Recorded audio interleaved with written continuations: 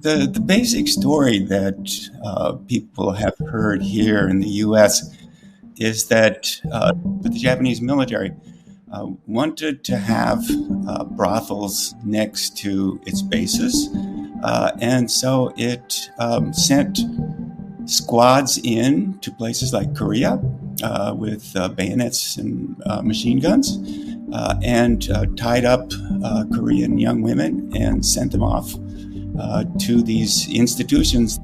The notion is that these women were forced into this, that they were served as sex slaves. This all began in 1982.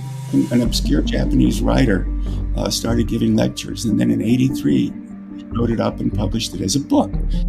So a prominent military historian named Hata started looking into this. He went over to Jeju Island.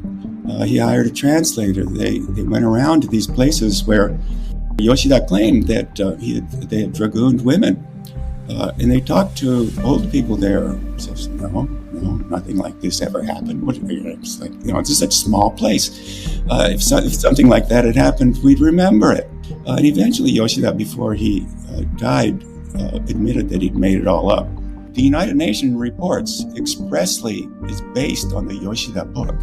We got 2 United Nations reports on sex slaves and rape centers and so forth. They're both based on this fraudulent memoir. 2 decades after the author of this fraud says, yeah, I made it up, we already know that what Yoshida said never happened because it's a fraud.